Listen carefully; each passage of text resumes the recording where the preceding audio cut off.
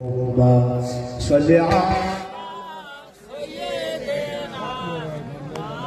Disturb করলে হবে না বাবা, বাইক বাজানো ডিস্টার্ব করো না, ভিডিও হচ্ছে ডিস্টার্ব করো না। আমি কিসের জন্য আছি নেই তো তুমি করবে কেন? কত ইউনিট কেটে যাবে জানো? আর জীবনে আমার থেকে লাইন পাবে না কোনো জায়গায়। তুমি চন্দ্রের চেয়ে সুন্দর, তুমি পুষ্পের চেয়ে তুমি চন্দ্রের চেয়ে সুন্দর, তুমি পুষ্পের চেয়ে তুমি পারের চেয়ে অবিচল,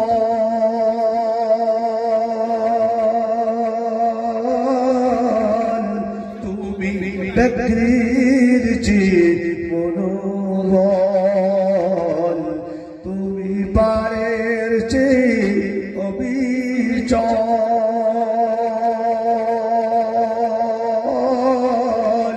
তুমি ব্যক্তির চেয়ে মনোবল, তুমি হরিণের চেয়ে হুঁশিয়ার,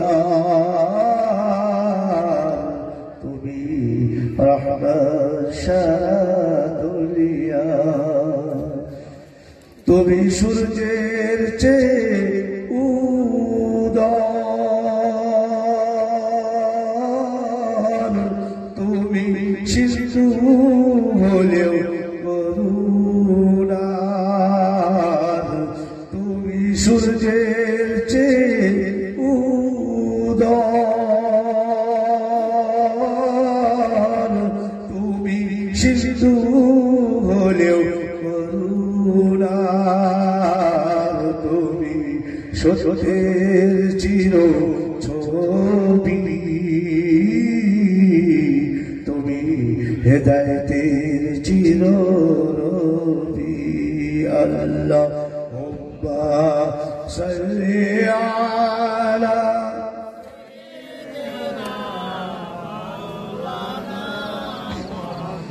ওয়া আলা আলি সাইয়্যিদিনা। সাদাকাল্লাহুল আলিয়্যুল আযীম وصدق رسوله النبي الكريم ونحن على ذلك لمن الشاهدين والشاكرين। স্টেজে উপস্থিত সম্মানিত ব্যক্তিবর্গ, উপস্থিত শ্রোতা মণ্ডলী, জলসার আয়োজক কমিটি, পর্দা আলে সম্মানিত মা ও বোনেরা, সকলকে আমার আন্তরিক সালাম ও শুভেচ্ছা। আসসালামু আলাইকুম ওয়া রাহমাতুল্লাহি ওয়া বারাকাতুহু। সমস্ত প্রশংসা আল্লাহ পাকের, যিনি আমাকে আপনাকে এই পবিত্র মজলিসে কিছুক্ষণ কোরআন হাদিসের কথা বলা শোনার সুবর্ণ সুযোগ করে দিয়েছেন। তার জন্য উচ্চ আওয়াজে সকলে বলি আলহামদুলিল্লাহ। ঠিক তারপরে দরুদ ও সালাম বর্ষিত হোক আবার আপনার নবী কুলের শিরোমণি ইমামুল আম্বিয়া জনাবে মুহাম্মদুর রাসূলুল্লাহ, সকলে বলুন সাল্লাল্লাহু আলাইহি ওয়াসাল্লামের উপরে অসংখ্য অগণিত রহমতের বারিধারা বর্ষিত হোক। সকলে বলুন আল্লাহুম্মা সাল্লি আলাইহি আল্লাহুম্মা বারিক আলাইহি। প্রিয় জয়গোপালপুরবাসী, আজকের এই পবিত্র মহতী জলসার আলোচ্য বিষয় হইল কারা আল্লাহর ভালোবাসায় নিজের জীবনকে উৎসর্গ করে। বিষয়টা কি জোরে বলেন?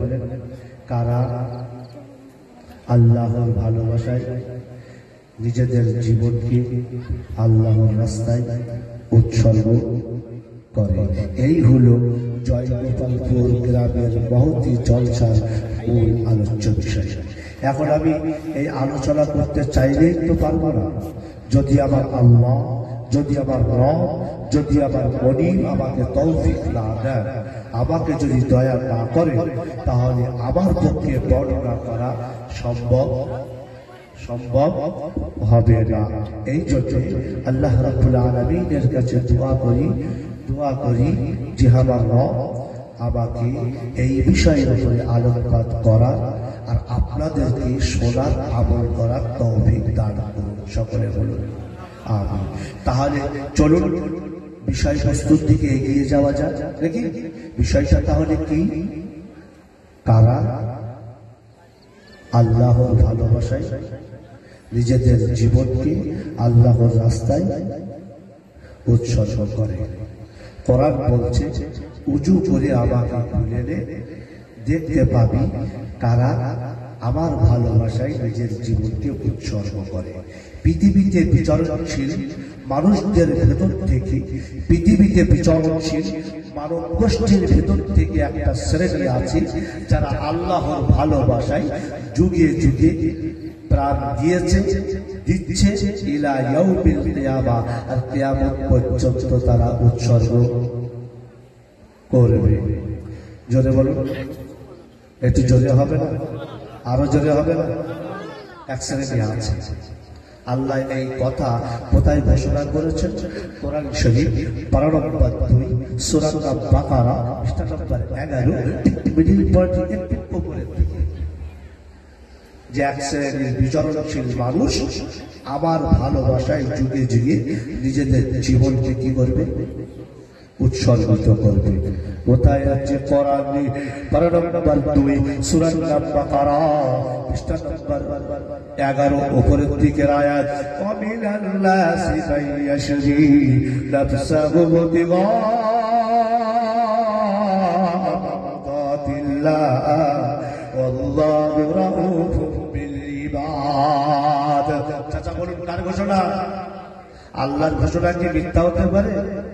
আবার আপনার কথা মিথ্যা হতে পারে, আবার আপনার কথার ভেতরে চিটিংবাজি, মুনাফিকি আর ধোঁকাবাজি থাকতে পারে, কিন্তু আমি নিশ্চিত করে আল্লাহর বান্দা বলছি, আল্লাহর কথায় কোনোদিন মিথ্যা চিটিংবাজি থাকবে। জোরে বলে না খেয়ে বসে আছে খালি, একটু জোরে বলেন না, থাকতে পারে? হ্যাঁ, এটাও কি কোরআনে আছে? এই যে থাকতে পারে না আল্লাহর কথায় চিটিংবাজি, এটাও কি কোরআনে আছে? বলছেন। আর আমি বলছি আছে। কোথায় আছে? কোরআনে 12 নম্বর 5 সূরা নিসা পৃষ্ঠা নম্বর 10 নিচের দিকে একই কথা আল্লাহ পাক কোরআন শরীফের 5 পারায় 69 বলেন। 12 নম্বর 5 সূরা নিসা পৃষ্ঠা নম্বর 17 করে, ওয়া মান আসদাকু মিনাল্লাহি হাদিসা। আল্লাহ পাক বলেন, ওয়া মান আসদাকু মিনাল্লাহি কিলা। দুটি আয়াতের সারমর্ম বায়ান করতে করতে এটা জিজ্ঞেস করা কি ঠিক? দুচ্চালা লেখা ওটা তুমি এমনি যেগুলো একটা জিনিস দিবে, এখন তফসির করছে আর তুই এখন দুচ্চালা লেখা দিচ্ছ। ও তো ভিডিও হচ্ছে, তো এখন বায়ান করতে করতে এটা তো সারা পশ্চিমবাংলা দেখবে। এখন কোনো ডিস্টার্ব নাই, 12টা পর্যন্ত বায়ান হবে, সব শুনবে। দুচ্চারা লেখাচ্ছা, কবি চা যাও।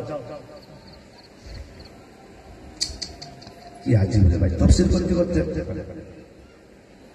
কি বলছেন?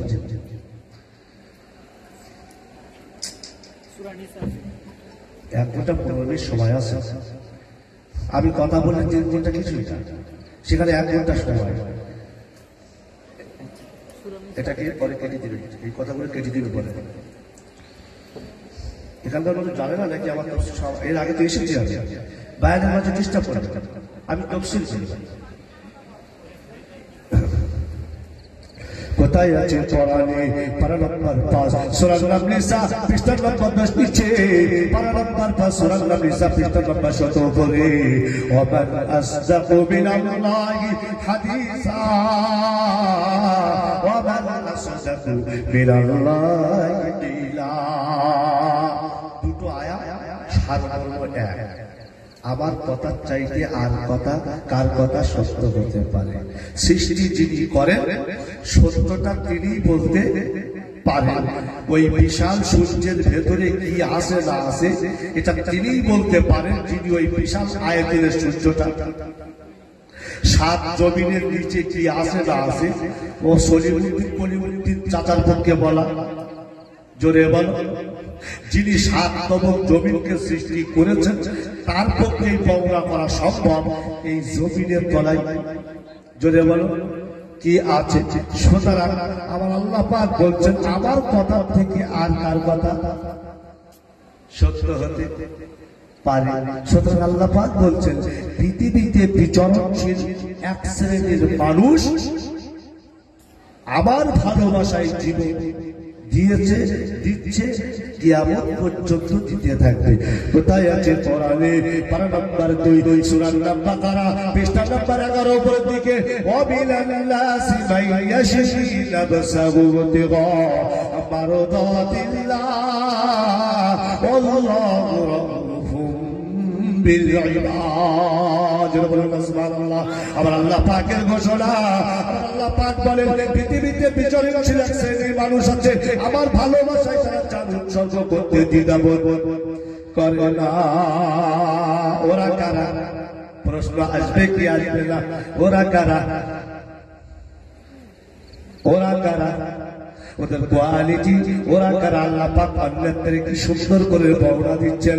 আমরা তো কোরআনটা বুঝলাম না, 67 বছর জীবন পার হয়ে গিয়েছে, আল্লাহর শ্রেষ্ঠ কিতাবটা খুলে একবার দেখা তৌফিক। জোরে বলো।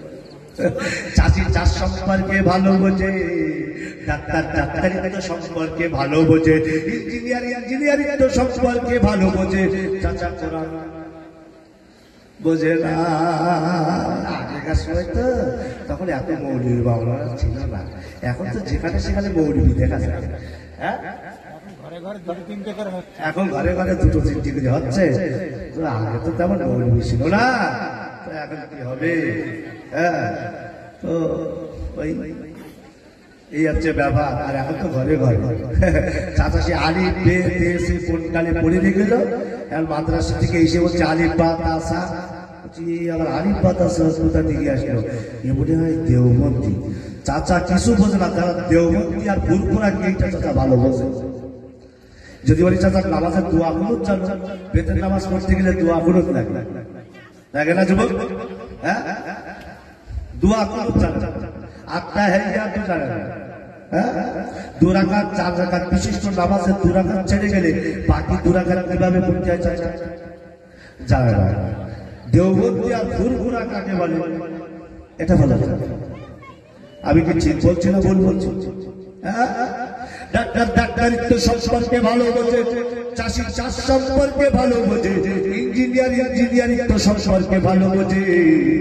কিন্তু আমরা শ্রেষ্ঠতম কালাম আল্লাহর কিতাব পাওয়ার পরেও এটা একবারও ভুলে দেখার তৌফিক হলো না। কারণ আল্লাহ পাকের রাস্তায় জীবন উৎসর্গ করে তার কোয়ালিটি আল্লাহ পাক অন্যদের কি সুন্দর করে বর্ণনা করেছেন। আবার আল্লাহ পাক তার কোয়ালিটি বর্ণনা করেছেন কারা জীবন উৎসর্গ করে সে কথা আল্লাহ কোরআনে কোট করে দিয়েছেন। কোথায় আছে? কোরআনে পারা নাম্বার 11 সূরা ইউনূস পৃষ্ঠা নাম্বার 15 উপরে, আল্লাযীনা আমানু ওয়া কানু ইয়াত্তাকুন। আল্লাহর প্রতি অগাধ বিশ্বাস রেখেছে যারা, আর জীবনের সকল ক্ষেত্রে আল্লাহকে ভয় করে আল্লাহর প্রতি ভালোবাসার নমুনার প্রদর্শন করেছে যারা, আল্লাহর ভালোবাসায় জীবন উৎসর্গ করেছে তারা। ওই তো বাহ, মস্ত ভালোই বুঝছে। আমাদের ইমান আছে, আমাদের ইমান কিরম জানো? ওই মনসুরা বিবির মতো। মনসুরা বিবির ঘটনা জানো? মনসুরা বিবির বয়স এখন 30 বছর। 15 বছর যখন বয়স হয়েছিল এক ছেলের সঙ্গে মোটামুটি উজু টুজু করে তারপর বেবিচারি করল।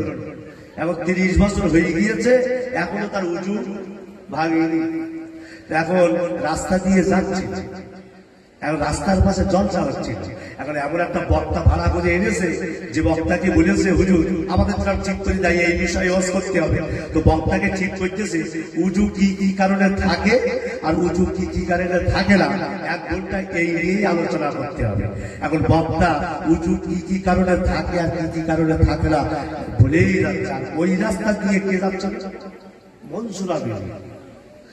এখন মনসুরা বিবি যখন উজু এই কারণে থাকে না, যখন মৌলবি বলছে চিন্তা করছে মনে মনে, তাই তো আমি সে 15 বছর আগে উজু করে বেবিচারি করে আমার এখন উজু নষ্ট হয়নি। 15টা বছর পার হয়ে গেল, আর এত সহজে উঁচু নষ্ট হয়ে যায়। সহ্য করতে না পেরে স্টেজে উঠে বক্তার কাছে মাইক এনে নিয়ে বলছে, এই বক্তা যা বলছে সব ভুল বলছে, আমি বলছি। শ্রোতা বলছে, এই কারণে তো উঁচু ভঙ্গ হয়, আমাদের বক্তা তো ঠিকই বলছে, এ মহিলা আবার কি বলবে তার ঠিক নেই, মহিলা সবাই থাকাচ্ছে কি যে বলে তার ঠিক নেই। বলে শোনো, আমি আজ থেকে 15 বছর আগে এক ছেলের সঙ্গে বেবিচারি করেছিলাম, বেবিচারি করার আগে একবার উঁচু করিলাম, 30 বছর বয়স হয়ে গেছে, এই 15 বছর ধরে আমার এখনো উঁচু ভঙ্গ হয়নি। আর এই সামান্য সামান্য কারণে উঁচু ভঙ্গ হয়। ও ভাই, ইমাম থাকবে না যাবে? হ্যাঁ, কেউ যদি এইরকম কথা বলে মৌসুমা বিবির মতো, তার ইমাম থাকবে না যাবে? হ্যাঁ, আল্লাহ বলছে আমার রাস্তায় জীবন উৎসর্গ করে তারা যারা অগাধ আল্লাহকে ভালোবাসে, যারা জীবনের সকল ক্ষেত্রে আল্লাহকে ভয় করে আল্লাহর প্রতি ভালোবাসার নমুনা প্রদর্শন করেছে, যারা তারাই আমাকে ভয় করেছে, আমার ভালোবাসায় তারা জীবন। জোরে বলো। মূসা তার নাম শুনেছে? ফেরাউনের দাসী ছিল, ফেরাউনের চূড়া ছেড়ে দিত। হ্যাঁ, একদিন চুল আচড়াতে আচড়াতে ওই চিরুনি মাটিতে পড়ে গেল, তো চিরুনিটা তুলতে গিয়ে বলেছিল বিসমিল্লাহ। বিসমিল্লাহ মানে আল্লাহর নামে। ততক্ষণ ফেরাউনের দাসী, ফেরাউনের কন্যা হচ্ছে, মূসা এতদিন তো জানি খোদা আমার আব্বা, তো তুমি আবার কাকে খোদা বলো? এই যে বিসমিল্লাহ বললে, তো মেয়ে সোজা বাপের কাছে গেছে। বাপের নাম কি? মিস্টার ফেরাউন। সারা জীবন মূসার বিরুদ্ধে জ্বালিয়েছে। এখন আব্বা বলে কি আছে? মা, তোমার দাসী কি বলে? রাজ দরবারে বসে কি বলে? আমার চুল আশ্রাতে আস্তে আস্তে চিরুনি মাটিতে পড়ে গেছে, তা বলছে বিসমিল্লাহ। আমি তো জানি খোদা আপনি, তা আবার ওর খোদা কে গো? ফেরাউন বলেছিল না, আনা রাব্বুকুমুল আলা, আমি হলাম বড় খোদা। আল্লাহ পাক কোরআন শরীফে সেটা কোট করেছেন। ফেরাউন বলেছিল আমি বড় খোদা, সেটা আল্লাহ পাক কোট করেছেন পারা নম্বর 30 সূরা নাজিয়াত পৃষ্ঠা নম্বর 1 মিডিল পয়েন্টের একটু উপরে। ফেরাউনের ব্যাখ্যা প্রচুর আছে, আল্লাহ কোরআনে বর্ণনা করেছেন, ওদিকটা আমি যেতে চাইছি না। আমার বিষয়বস্তু হলো যে কারা আল্লাহর ভালোবাসায় জীবন উৎসর্গ করে, এই বিষয়ে 1 ঘন্টার বয়ান। এখন এদিক ওদিক করলে তোর বিষয়টা বলা হবে। আমি তো জানি আপনি বড় খোদা, আমার কে খোদা আছে? মা ডাকলো, মোসাদ্দাকে ডেকে আনা হলো। ফেরাউন বলছে, মোসাদ্দা তুমি চিরুনি পড়ে যাওয়ার পর কি বলেছিলে? বিসমিল্লাহ। তাহলে তাকে তুমি আল্লাহ মানো? বলে আমি আপনাকে আল্লাহ মানি না। বলছে তাকে মানো? আপনাকে আমাকে যিনি সৃষ্টি করেছেন সেই সৃষ্টিকর্তা আল্লাহকেই আমি আল্লাহ বলে মানি। একবার জোরে হবে না সুবহানাল্লাহ। তখন ফেরাউন বলছে এই ব্যাপার? বলে মোসাদ্দা তুমি যদি আমাকে খোদা বলে স্বীকার না করো, তাহলে তুমি ভালো রকম জানো কেমন শাস্তি তোমাকে ভোগ করতে হবে। তখন মোসাদ্দা বলছে, মিস্টার ফেরাউন, আপনি আমাকে যে শাস্তি দেন না কেন, আমি যে আল্লাহর প্রতি ঈমান এনেছি, এই ঈমান থেকে 1 বিন্দু আমাকে হঠাতে সরাতে পারবেন না। ফেরাউন বলল, সৈন্যবাহিনীদেরকে কড়া নিয়ে এসো, পাতি নিয়ে এসো, আর তার উপর তেল দিয়ে দাও, টক টক করে ফোটাও। এদেরকে এতেই কি এই পাতিলের উপরে ছেড়ে দিয়ে মাছ ভাজা করবো। মূসা তার 2টো সন্তান ছিল, একটা বড় আর একটা দুধের বাচ্চা। আল্লাহ পাকের নবী বিশ্ব নবী জনাবে মুহাম্মদুর রাসূলুল্লাহ সাল্লাল্লাহু আলাইহি ওয়াসাল্লাম মেরাজের রাতে যখন উর্দুমুখী হচ্ছিলেন, আরশে আজিম ভ্রমণ করবেন, আল্লাহর সঙ্গে সাক্ষাৎ করবেন, তো যাওয়ার সময় একটা সুগন্ধি লাগে আসছিল, এত সুন্দর একটা ঘেরান লাগে আসছিল। নবীজি বলেন, এরকম ঘেরান আমি আর কোনোদিন পাইনি, এটা তো জিবরাইল এটা তো জিবরাইল জান্নাতি ঘেরান ছাড়া আর কোনো ঘেরান হতে পারে না। জিবরাইল বলো এটা কিসের ঘেরান বলো, ব্যাপারটা তো বুঝতে পারলাম না। সেদিন জিবরাইল বলেছিলেন ইয়া রাসূলুল্লাহ ইয়া হাবিবাল্লাহ, আপনার নবী আপনার ইয়া রাসূলুল্লাহ আপনার পূর্বের নবী মুসা আলাইহিস সালাতু ওয়াস সালামের জামানায় আল্লাহর একজন বান্দী ছিল মুসাতা। ফিরাউনের অন্যায়কে সাপোর্ট না করে একত্ববাদের উপরে সে বিশ্বাস রাখার কারণে ফিরাউন এমন শাস্তি তাকে দিয়েছিল, তার কবর থেকেই এমন শাস্তি দিয়েছিল যে শাস্তি থেকে সে পৃথিবীর দিকে বিদায় নিয়েছিল। তারই কবর থেকে শুকরান আসছে। জিবরাইল বলেন ইয়া রাসূলুল্লাহ আপনি সে শাস্তির কথা জানেন না, আমার কাছ থেকে জেনে নিন। জিবরাইল তখন রাসূলকে বলতে শুরু করে দিলেন ইয়া রাসূলুল্লাহ মুসাতা নামে একজন আল্লাহর বান্দী যে ছিল ফিরাউনের দাসী, তার ছিল দুটো সন্তান, একটা ছিল বড় আর একটা ছিল দুধের শিশু। মিস্টার ফিরাউন কে সে আল্লাহ বলে মানত না, সে একত্ববাদ এক আল্লাহ যিনি প্রকৃতপক্ষে বিশ্ব ধরাধাম সৃষ্টি করেছেন তাকে বিশ্বাস করার কারণে যে শাস্তি তাকে দিয়েছিল, শাস্তিটা হলো এই মিস্টার ফিরাউন পাতিল নিয়ে আসতে বলেছিল, তাদের তেল দিতে নির্দেশ দিয়েছিল, তেলকে টক টক করে ফোটাতে বলেছিল, আর তার দুই সন্তানকে আর মুসাতাকে ওই পাতিলের উপরে ছেড়ে দিয়েছিল। যখন মিস্টার ফিরাউন বলল মুসাতা আমাকে রব বলে স্বীকার করো, আমাকে খোদা বলে স্বীকার করো, তাহলে এই যে পাতিল দেখতে পাচ্ছ এর উপরে কিন্তু ছেড়ে দেওয়া হবে। মুসাতা বলে তোমাকে রব বলে স্বীকার করব না। যেই বলেছে বড় ছেলেটাকে পাতিলের উপরে ছুড়ে দিয়েছে, আর মুহূর্তের ভেতরে বড় ছেলে মাছ ভাজা হয়ে গিয়েছে। মুসাতা এখনো সবাই আছে আমাকে রব বলে স্বীকার করো করো, না না কখনো তোমাকে রব বলে স্বীকার করতে পারবো না। দুধের বাচ্চাটাকে মায়ের কাছ থেকে জোর করে ছিনিয়ে নিয়ে পাতিলের উপরে ছেড়ে তাকেও মাছ ভাজা করে দিল। বললো মুসাতা তুই সন্তানকে তো শেষ করে দিয়েছি, এখনো সবাই আছে, যদি আমাকে বিশ্বাস না করো তাহলে তোমাকেও কিন্তু তোমার সন্তানদের মতো একই হাল করা হবে, একই অবস্থা করা হবে। মুসাতা বলছে মিস্টার ফিরাউন আমার সিদ্ধান্তটা জেনে নে, যদি 1000 যদি আমার জান আল্লাহ পাক দান করেন, আবার মরে যাওয়ার পরেও যদি আল্লাহ আমার জান দান, আবার মরে গেলাম আল্লাহ আবার জীবিত করলো, আবার মরে গেলাম আবার জীবিত করলো, এরাও যদি 1000 আল্লাহ মৃত্যু দেন আর জীবিত করে, আর 1000 যদি তুমি যদি এই পাতিলের উপরে আমাকে ছেড়ে দাও, 1000 আল্লাহর জন্য জীবন দিতে প্রস্তুত, কিন্তু তোমাকে খোদা বলে মেনে নিতে প্রস্তুত না। যে এই কথা বলেছে মিস্টার ফিরাউন মুসাতাকেও পাতিলের উপরে ছুড়ে দিয়ে তাকেই মাছ ভাজা করে দিয়েছে। ইয়া রাসূলুল্লাহ আপনি যে নাকি সুখটা পাচ্ছেন ওটা অন্য কারোর কবর থেকে না, ওটা মুসাতার কবর থেকে আসছে। একবার জোরে হবে না সুবহানাল্লাহ। আল্লাহ রাস্তায় নিজের জীবনকে উৎসর্গ করে কারা? কোরআন বলছে আমাকে খুলে একবার দেখে নাও না, কোথায় আছে কোরআনে? পারা নাম্বার 11 সূরা নবী ইউনূস পৃষ্ঠা নাম্বার 15 উপরের দিকে আল্লাযীনা আমানু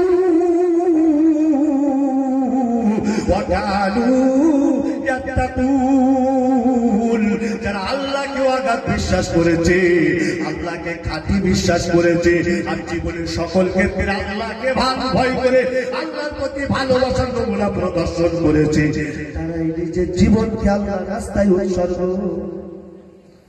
জোরে বলো করেছে। বলো হুজুর আরো কি কোয়ালিটি আছে, আর কি সুন্দর করে আল্লাহ এই কোয়ালিটির কথা অন্য জায়গায় বর্ণনা করেছে। ও গ্রামের নাম কি? ও জয় গোপালপুরবাসী কোরআনটা একবার খুললে না, কোরআনটা একবার বোঝার চেষ্টা করলে না, শ্রেষ্ঠতম কিতাবটা পাওয়ার পরেও একবারও তোমার মন বলল না যে দেখি না কোরআনে আল্লাহ কি বলেছেন? হ্যাঁ একটু মন চায় না? মন চায় না? 70 বছর 80 বছর পার হয়ে যাচ্ছে, কোরআনটা একবার খোলার চিন্তা ভাবনা করলো না। কোথায় রেখে দিয়েছে বলো দেখি কোরআনটা? ওই ঘরের মাচায় রেখে দিয়েছে, মাচায়। কখন বার করে জানেন? ওই সবে বরাতের টাইম আসে, আর খতম করে নিতে হবে তো।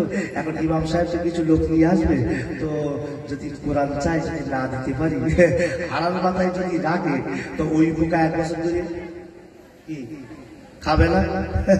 এখন সেই ওই বোকা যদি খায়, আর সেই কোরআন যদি ইমাম সাহেবের কাছে যায়, ইমাম সাহেব যা বলার তাই বলবে, একটু কোরআনটাও একটু লক্ষ্য করো না, ওই পোকাতে খেয়ে নিয়েছে তা, তার মানে কোরআন পড়ে না। যদি ইমাম সাহেব খারাপ না বলতে পারে, কালকে সবের সানি হবে, সব হবে, বাপ মা মারা গেছে, ইমাম সাহেব কোরআন চাইতে দোয়া করবে, তো রাতারাতি বসে রাখতেছে একটা দামি কোরআন নিয়েছে। ইমাম সাহেব চিন্তা করতে, টাটকা কোরআন কোথা থেকে আসে?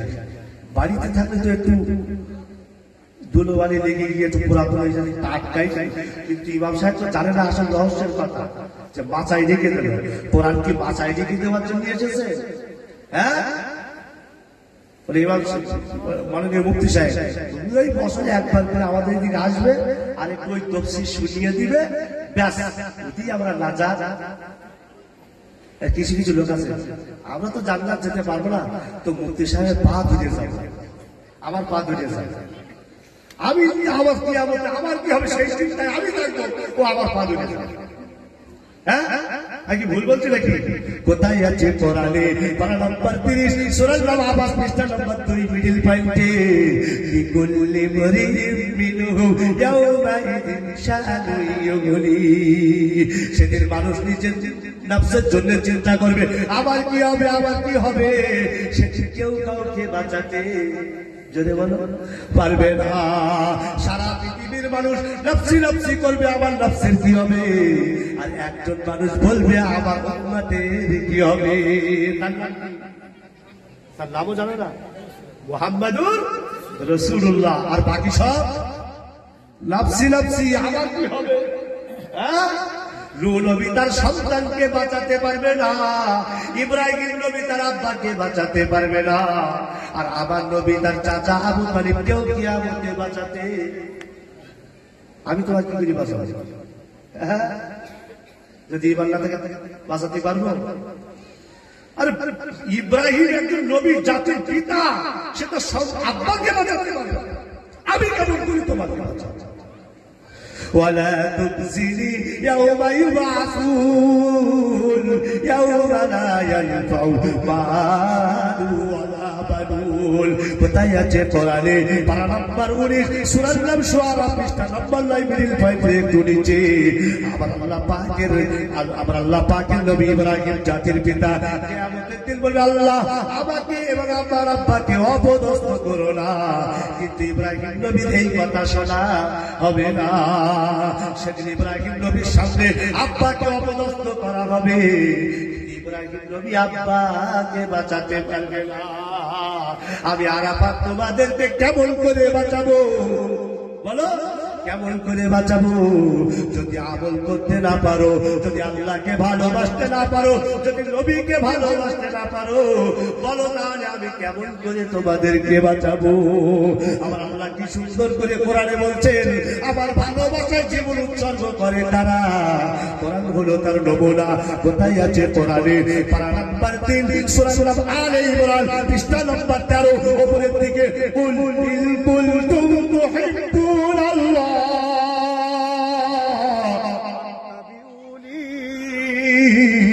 يحببكم الله ويغفر لكم ذنوبكم والله غفور رحيم। আয়াতটা কোথায় আছে ভাই? কতবার বললাম? কতবার বললাম? কত? 3 কোরআন শরীফ, পারা নম্বর 3, সূরা আলে ইমরান, পৃষ্ঠা নম্বর 13, উপরের দিকে আয়াত, কুল ইন কুনতুম তুহিব্বুনাল্লাহ ফাত্তাবিউনি ইউহিব্বুকুমুল্লাহ ওয়া ইয়াগফির লাকুম যুনুবাকুম ওয়াল্লাহু গফুরুর রহিম। আল্লাহ পাকের ঘোষণা, হাবিব তুমি তোমার উম্মতদেরকে জানিয়ে দাও, ওরা যদি আমার ভালোবাসা পেতে চায়, তাহলে ওরা যেন তোমার অনুসরণ করে, তোমার অনুকরণ করে। ওরা যদি তোমার অনুসরণ করতে পারে, জীবনের সকল ক্ষেত্রে যদি অনুকরণ করতে পারে, তাহলে ওরা আমার ভালোবাসা পাবে। আর ওরা যখন আমার ভালোবাসা পাবে, আমি আল্লাহ বলছি ইউহিব্বুকুমুল্লাহ, তখন আমি আল্লাহ ওদেরকে ভালোবাসতে থাকবো। আর আমি আল্লাহ যদি ওদেরকে ভালোবাসি, তাহলে কোথায় যাবে? জাহান্নামে না জান্নাতে? জাহান্নামে। আল্লাহ যদি কারোর ভালোবাসে, যুবক তুমি বলো, হ্যাঁ যদি ঘুম মনোযোগ দিয়ে অসুস্থ বলো, আল্লাহ যদি কাউকে ভালোবাসে, ও জাহান্নামে যাবে না জান্নাতে? তুমি বলো, বলো। জাহান্নামে? কোথায়? জান্নাতে।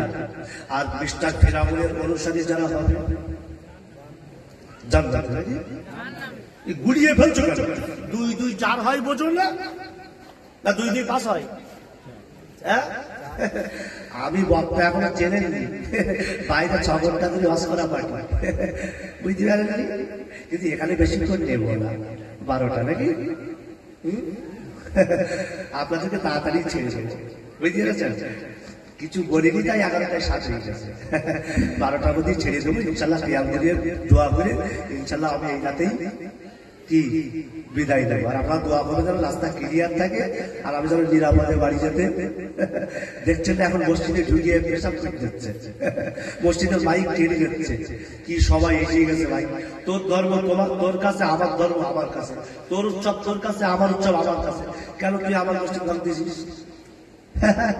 হ্যাঁ গো, আগে দেখলাম সে উত্তরপ্রদেশে হচ্ছে মসজিদ ভাঙতেছে, এখন দেখছে আমার রাজ্যে হচ্ছে। কোন জামানা এসে গেছে গো ভাই? হ্যাঁ, ও সব টাকা এখানে দেওয়া যাবে নাকি? এখান দেওয়া যাবে না? হ্যাঁ, এখান যদি না দিতে পারি তো এই বাড়ি পাওয়ার কোথায় গেল? এইটাই তো ব্যাখ্যা দিচ্ছি যে আল্লাহর প্রতি যাদের অগাধ বিশ্বাস, তারাই তো জীবন উৎসর্গ করে। চাচা ভয় করতেছে রে, এখানে আমরা কম লোক আছে, যদি জয়সালের ধরি দিয়ে আসে পালাবার রাস্তা। জোরে বলো, হ্যাঁ জোরে বলো। কথা বলে না গেল? হ্যাঁ চাচা, কথা বলে না গেল? চাচা সারা রাত করে থাকবে? এইরকম থাকবে? আমি কিন্তু এখন যুবক আছি চাচা, ফুল ভরবে। এখানে জয় সাহেবের ধরি দিয়ে যদি আসে তো পালাবার রাস্তা। ওরে ভাই, ইমান কাকে বলে তুমি জানো না? যখন প্রকৃত ইমান আসবে না, গোটা পৃথিবী একদিকে হয়ে যাবে, তুমি একদিকে হয়ে যাবে, তবুও গোটা পৃথিবী তোমার ইমান ছিনিয়ে নিতে। ইমান প্রচুর পাতার মানের মতো টলবল টলবল করতেছে। ওরা সামান্য স্বাভাবিক পালাবার রাস্তা। বদরের যুদ্ধে, ইসলামের প্রথম যুদ্ধ, কতজন ছিল? 313। আর ওরা 1000। জিতল কারা? বুঝতে পারেননি? মুসলমান কিসের জন্য জানতেই পারেন। মুসলমান হচ্ছে খালিদ বিন ওয়ালিদের উত্তরসূরি, মুসলমান হচ্ছে আলীর উত্তরসূরি, মুসলমান হচ্ছে হামজার উত্তরসূরি, মুসলমান হচ্ছে সাদ সুলাইমের উত্তরসূরি। জীবন দেওয়ার কথা আসলে ভয় লাগে, তার মানে তোমার ইমান দুর্বল। আর সাহাবারা বলতে আল্লাহ রাসূল, আমি একটু জিহাদে যাবো, আমি একটু জিহাদে যাবো। রাসূল বলতেন না, তোমার হবে না। জিহাদে যাওয়ার জন্য ছটফট করতে, সারা জীবন গুনাহ করেছো, জান্নাত তুমি পাবে ইমান থাকার কারণে, কিন্তু গুনাহের কারণে জাহান্নাম পেতে হবে, তারপর শাস্তি ভোগ করে জান্নাত পাবে। কিন্তু এমন একটা মৃত্যু আছে, যদি সারা জীবন গুনাহ করার পর ওই মৃত্যুটা আসে, সরাসরি জান্নাত পাবে। কোন মৃত্যুটা? একটু বুদ্ধি করে বলো, কোন মৃত্যু? হ্যাঁ, রাইট আনসার, সঠিক উত্তর, শহীদ মৃত্যু। আল্লাহর কোন গুনাহ তোমার খাতায় লিখবে না। তুমি জানো গুনাহ করেছো, ডাকাতি, চুরি, মদ, সুদ, ঘুষ সব করেছো, কিন্তু দিন শেষে শহীদ মৃত্যু হয়েছে। কিয়ামতের দিন তোমার আমলনামাটা যখন দেওয়া হবে, খাতাতে দেখবে কোনো গুনাহ লেখা নেই। তুমি অবাক হয়ে যাবে, কি রে ভাই, কোনো গুনাহ লেখা নেই কেন? আসলে আল্লাহ তোমার শহীদ মৃত্যু দিয়েছে, গুনাহ সব মাফ করে দিয়েছে। এটা কি কোরআনের কথা না আমার কথা?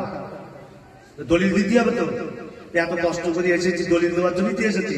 কোথায় আছে কোরআনে? পারা নাম্বার 15, সূরা নাম্বার ইসরাইল, পৃষ্ঠা নাম্বার 2 নিচের দিকে। ইকরা কিতাবাক কাফা বিনাফসিকাল ইয়াওমা আলাইকা হাসিবা। আমার আল্লাহ পাকের ঘোষণা, তুমি যা কিছু করছো সব আমলনামা তৈরি হয়ে যাচ্ছে। কিয়ামতের দিন ওই আমলনামাটা তোমাকে ধরিয়ে দেওয়া হবে। আর ওই আমলনামা নামার ব্যাপারে আল্লাহ বলবেন তুমি পড়ো, আমি পড়বো না। আপনি যখন ওই আমল নামাটা দেখতে পাবেন যে জীবনেতে এই গুণাগুলো করেছিলাম, ওই লেখা কই একটাও তো লেখা নেই, তখন আপনার মনে পড়ে যাবে আমার তো শহীদি মৃত্যু হয়েছিল, ওই জন্য আল্লাহ সব গুনাহ ক্ষমা করে দিয়েছে। শহীদদের মৃত্যু হয়,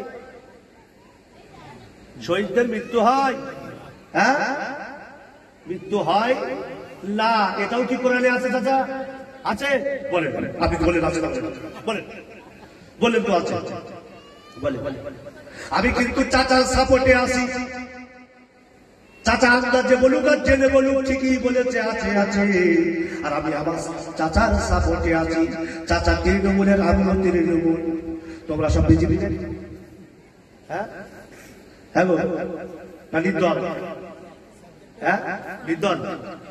আমি আমার চাচার সাপোর্টে আছি। চাচা ঠিকই বলেছে, শহীদদের কোনো মৃত্যু নেই। কোথায় আছে কোরআনে?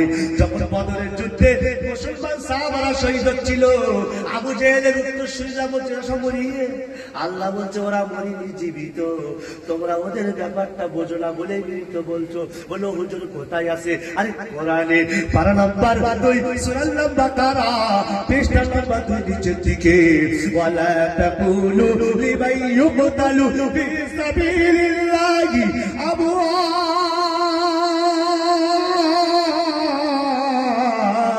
بل أحياء ولكن لا تشعرون। আল্লাহ পাকের ঘোষণা, কোরআনটা একবার খোলো না হাবিব, তুমি জানিয়ে দাও যারা আমার রাস্তায় মৃত্যুবরণ করে ওরা মৃত না, ওরা জীবিত, ওরা বোঝে না। নারে দেখবেন আল্লাহর কাছে যখন দোয়া করতে হবে, শহীদি দোয়া করতে হবে। আল্লাহ ৭৭ বছর জীবন পার হয়ে গিয়েছে, আল্লাহ ঘরে পোড় করিয়ে মৃত্যু তুমি দিও না। কেন পোড় করে মৃত্যু দিলে ঘরের বৌমা ঠেকারি দেবে, কিছুই করা বৌমার জ্বালা যন্ত্রণা থেকে বাঁচার জন্য সবার দোয়া করা উচিত, আল্লাহ 60 মৃত্যু দাও। এখানে কারা কারা দোয়া করবে আল্লাহ 60 মৃত্যু দাও? দেখি হাত তোলো। বইতে বইতে 60 মৃত্যু দাও, হাত তুলেছে কথা। 60 মৃত্যু চাইবেন আপনি? তার মানে এই লোকটি মৃত্যুর জন্য সদা সর্বদা প্রস্তুত। তাহলে নিশ্চয়ই এই লোকের ভেতরে কিছু ভালো আমল আছে, নিশ্চয়ই তাহাজ্জুদ পড়ে এই লোকটি। কেন এত সহজে হাত? যে প্রশ্ন আমি করেছি এটা কিন্তু কঠিন প্রশ্ন, যে সে কিন্তু বলবে না যে আমার এই সময় মৃত্যু দাও, তার মানে নিশ্চয়ই প্রস্তুতি নিচ্ছে উনি মৃত্যু সদা সর্বদা প্রস্তুতি নিচ্ছে বলেই কেনটা সাহস করে বলতে পারলো যে আল্লাহ আমার 60 মৃত্যু দাও। যারা প্রস্তুতি নিতে পারেনি তারা কিন্তু 60 চাইবে না। উনি নিশ্চয়ই তাহাজ্জুদ পড়েন, নিশ্চয়ই কোরআন তেলাওয়াত করেন, নিশ্চয়ই 5 ওয়াক্ত নামাজ পড়েন, নিশ্চয়ই আল্লাহর প্রতি ভয় আছে, অগাধ বিশ্বাস আছে, তারা এই কথা বলতে পারতো না। আমি যে কথাটা বলেছি কঠিন প্রশ্ন, ঠিক বলছি না ভুল বলছি? ও আল্লাহ, মৃত্যু যদি দিতেই হয় তো ঘরে বসে মৃত্যু তুমি দিও না, তুমি শাহাদাতের মৃত্যু দিও, অন্য কোন মৃত্যু দিও না। এই জন্য ইমাম সাহেবরা নামাজের পরে আল্লাহ পাকের কাছে দোয়া করে, কি দোয়া? আল্লাহুম্মা রযুকনি শাহাদাতান ফি সাবিলি ওয়াজআল মাউতি ফি বালাদি রাসূলিক। নারে তাকবীর। এর মানে কি? এর অর্থ হলো আল্লাহ মৃত্যু যদি দিতেই হয় তো শহীদি মৃত্যু দাও, মৃত্যু যদি দিতেই হয় পবিত্র শহর মদিনায় মৃত্যু দাও। চাইবেন তো চাচা এই দোয়াটা করবেন তো? করবেন তো ইনশাআল্লাহ? কি দোয়া করবেন আরেকবার বলেন দেখি, কি দোয়া করবেন বলেন? মৃত্যু যদি দিতেই হয়, কি মৃত্যু? শহীদি মৃত্যু। আর নবীর দেশ সোনার মদিনায় মৃত্যুটা দিও, অন্য কোথাও না। এখন যদি এই দোয়া আল্লাহর কাছে কবুল হয়ে যায় আর যদি শাহাদাতের মৃত্যু না হয়, আর নবীজি রওজা মুবারকের পাশে কিংবা নবীর শহরে যদি মৃত্যু না হয়, যদি জয় গোপালপুরে মৃত্যু হয় আর ওই দোয়া যদি কবুল হয় তো শাহাদাতের মর্যাদা দিয়ে আল্লাহ পাক আপনাকে জান্নাত নসিব করবেন। ওই দোয়া যদি কবুল হয় আর আপনার মৃত্যু যদি জয় গোপালপুরে হয় আর মাটিটা যদি জয় গোপালপুরে হয় তো আপনার লাশকে আল্লাহ পাক জয় গোপালপুর থেকে টেনে সোনার মদিনাতুল মুনাওয়ারায় পৌঁছে দেবেন। পারবেন এই দোয়া করতে? কারা কারা পারবেন হাত উঁচু করে আমাকে দেখান। কারা কারা পারবে এই দোয়া করতে? মৃত্যু যদি দিতেই হয় মৃত্যু যদি দিতেই হয় সোনার মদিনায় মৃত্যু দাও, মৃত্যু যদি দিতেই হয় শাহাদাত। নবী তুমি বলে দাও ওরা যদি আমাকে ভালোবাসে আমি আল্লাহ ওদেরকে ভালোবাসবো, আর আমি আল্লাহ যখন ওদেরকে ভালোবাসবো ইয়াগফির লাকুম যুনুবাকুম আল্লাহু গফুরুর রহিম, তখন আমি আল্লাহ ওদের পিছনের জীবনের সব গুনাহ আল্লাহ আমি ক্ষমা করে দেব। ওয়ালা উবালি, আর আমি আমার বান্দার ক্ষমা করতে কোনো পরোয়া করি না। পৃথিবীর কোন শক্তি এ প্রশ্ন আমাকে করতে পারবে না যে আল্লাহ কেন তুমি ক্ষমা করেছো, এই স্পর্ধা কারো থাকবে না। আল্লাহ বলবে আমি যখন মাফ করব পৃথিবীর কেউ আমার সাথে এই প্রশ্ন করতে পারবে না যে আল্লাহ তুমি কেন ক্ষমা করেছো। আল্লাহ বলেন আমার নবীর অনুসরণ যারা করবে, আমার নবীর অনুকরণ যারা করবে, আমি আল্লাহ বলছি তারাই প্রকৃত পক্ষে আমাকে ভালোবাসবে।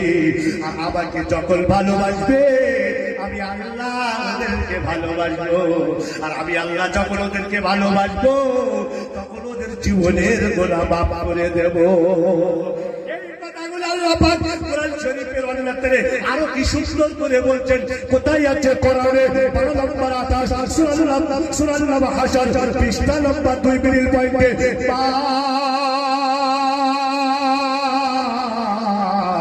আতাকুমুর রাসূল ফাখুযুহু ওয়া মা নাহাকুম আনহু ফান্তাহু ওয়া তাকুল্লাহ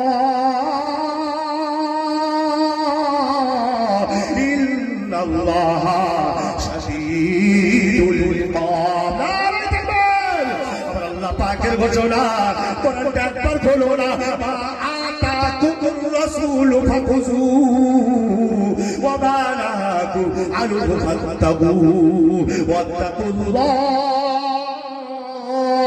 ইন্নাল্লাহ শাদীদুল ইকাব।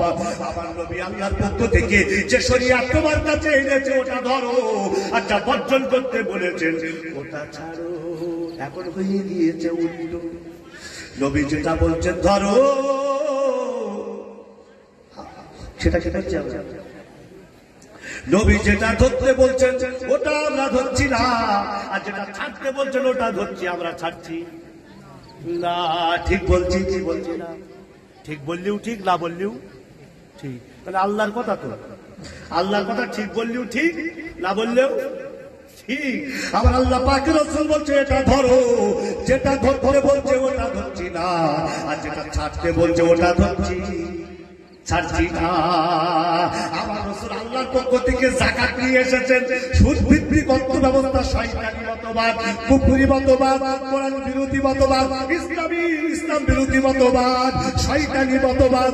আর যাকাত ভিত্তিক অর্থ ব্যবস্থা হলো আল্লাহর মতবাদ, কোরআনের মতবাদ, ইসলামের মতবাদ। যাকাত ভিত্তিক অর্থ ব্যবস্থা হলো বড়দের কাছে দাও, গরিবদের মাঝে বন্টন করে দাও। সুদ ভিত্তিক অর্থ ব্যবস্থা হলো গরিবের কাছ থেকে নিয়ে বড়কে আরো বড় করে দাও। আমার নবী শরীয়ত নিয়ে আসলেন যাকাতের শরীয়ত।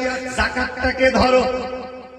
10 তলা বিল্ডিং হাঁকিয়েছে জয়গোপালপুরের লোক, মার্কেটে অনেক বিঘা জমি কিনেছে, জমির উপরে দোকান তৈরি করে দিয়েছে, আর দোকান আবার ভাড়া কাটাচ্ছে। কোটি কোটি টাকার মালিক, নাকি 2500 টাকা দিতে হয় জানে না, আর জানলেও গরিবের হক আদায়। কোন কবরে যাবে বলেন? তাড়াতাড়ি বলতে হবে আপনাদের। কোন কবরে যাবে? হাসতে হবে না, তুমি বলো। রুমাল শোনাও, রুমাল শোনাও। তুমি কি এখন বউ নাকি ঘরে? রুমাল শোনাও, বলো কোন কবরে যাবে? কারি কারি টাকা, লাখ লাখ টাকা, কোটি কোটি টাকা 14 পুরুষ খাবে, তাও শেষ হবে না। 14 তলা বাড়ি, হাজার হাজার বিঘা জমি, তার উপরে হচ্ছে দোকান ভাড়া দেওয়া, নিজেই জানে না আমার কত টাকার মালিক, কিন্তু লাখে 2500 টাকা যাকাত দিতে হয়, জানে না। জানলেন কোন কবরে যাবে? তাড়াতাড়ি বলে। ফেরাউনের আর আবু জেহেল বাদ গেল কেন? আবু জেহেল ফেরাউন না? হ্যাঁ, কবর ওকে জায়গা, যে কবরে দেবে ঠেলিয়ে এটা গরিবের হক, তুমি নষ্ট করেছো, ওটা তোমার টাকা না। লাখে কত দিতে হয়? 2500। এই 2500 জাকাতের টাকাটা তোমার না, ওটা গরিবের। ওই টাকাটা যখন দিলে না, আল্লাহ তোমার ডাক্তারের মাধ্যম দিয়ে এমন এমন রোগ দেবে, ওই যা কামাইলে সব কিডনি একটা ফেল করে দেবে, আর একটা কিডনি দরকার হবে, লিভারটা পচিয়ে দেবে, আবার একটা লিভার আনতে হবে। হার্ট যে কখন অ্যাটাক হবে বলো, কব শুধু হা তুই আয়। ওই যে টাকা পয়সা কামাচ্ছে না, ওই টাকা পয়সা কি হবে জানো চাচা? ওটা হচ্ছে সাপ তৈরি হবে, আর কিয়ামতের দিন গলায় পেঁচিয়ে দংশন করতে থাকবে। তখন এই বলবে, তুই কি জানি, তুই জানিস না আমি তোর মাল, আমি তোর ধন সম্পদ মহব্বত করে জমাই রেখেছি, আর লাগে 2500 টাকা দিতেই পারিস না গরিবের, আমি সেই তোর মাল। এইরকম দংশন করতে থাকলে খুব ভালো লাগবে বলো? সাপের দংশন করলে খুব ভালো লাগে বলো? রাসূল বলেছেন, আর বাই না পারে বা সাপ যখন দংশন করবে, জাহান্নামী 40 বছর তার বিষক্রিয়া অনুভব করবে, যন্ত্রণায় ছটফট ছটফট করতে থাকবে, কাতর হতে থাকবে। একবার দংশন করবে না বহুবার করবে? হ্যাঁ, কতদিন? যতদিন কিয়ামত। যদি এই শাস্তি সহ্য করতে পারে তো জাকাত দিও না। আমাদের এখানে বড় লোক আছে এই জয়গোপালপুরে, না সব গরিব? আপনাদের এখানে ব্যবসা কি? আপনাদের এখানে মানে সবাই একই ব্যবসা করে? কি ব্যবসা? মাছের ব্যবসা, বেশিরভাগ চাষবাস। আপনার চাষবাস করে ইনকাম করে, তাই না? আর এই কিন্তু আবাদ, এখন তো আর আবাদ নেই। আমার বিশাল শখ ছিল আজ থেকে 10-15 বছর আগে আমি তো আবাদে যাবো। আল্লাহ এখন ঘন ঘন আমাদের নিয়ে আসতেছে আল্লাহর রহমতে। এটা আল্লাহর লীলা খেলা। আল্লাহ কাকে কখন কোন জায়গায় নিয়ে যাবে বোঝা মুশকিল। তো এখানে চাষাবাদ হয় নাকি?